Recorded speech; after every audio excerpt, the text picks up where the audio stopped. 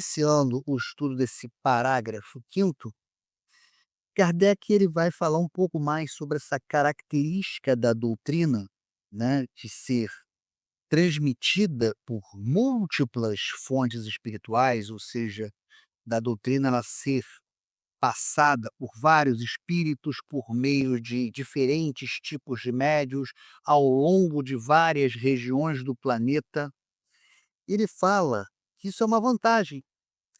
Só que ele fala que ao mesmo tempo em que pode gerar contradições, também impede a doutrina que fique refém de interpretações individuais ou da ambição de um único líder.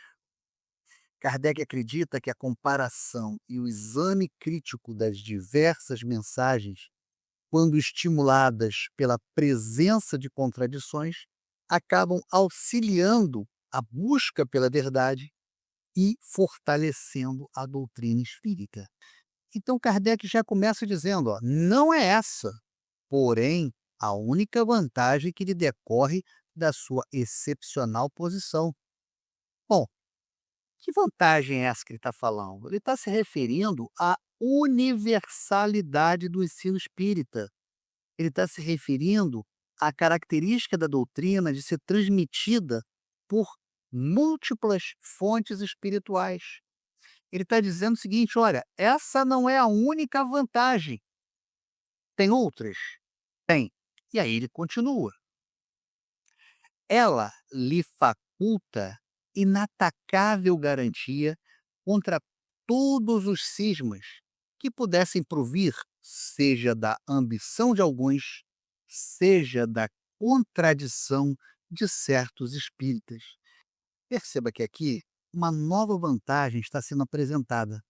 Na verdade, uma inatacável garantia contra todos os cismos.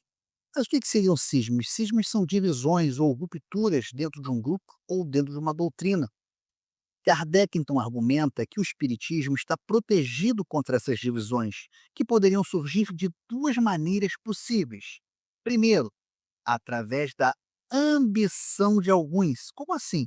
Kardec entende que existe a possibilidade de indivíduos ambicionarem o poder ou a influência dentro do movimento espírita e acabar criando facções e desviando a doutrina para seus próprios interesses. E qual seria a segunda possibilidade?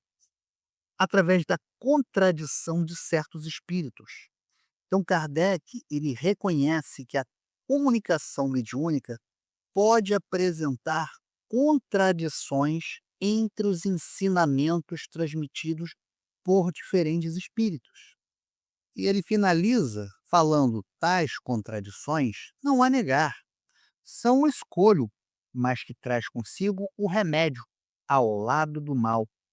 Kardec aqui admite que as contradições entre as mensagens mediúnicas, como ele cita, né, tais contradições, representam um escolho, ou seja, um obstáculo, uma dificuldade. No entanto, ele acrescenta que essas mesmas contradições trazem consigo um remédio ao lado do mal. Isso quer dizer que as contradições, apesar de apresentarem um desafio, desempenham um papel positivo dentro da doutrina espírita. Então, para que a gente possa fechar esse quinto parágrafo, vamos analisar os pontos mais importantes. E Kardec ele inicia falando sobre a excepcional posição do espiritismo, onde ele destaca que a universalidade do ensino espírita não é a única vantagem decorrente da multiplicidade das fontes de ensinamento. Ele também vai falar sobre garantia contra cismas, contra divisões internas, né? E essas garantias, né, seriam uma vantagem fundamental da estrutura do espiritismo.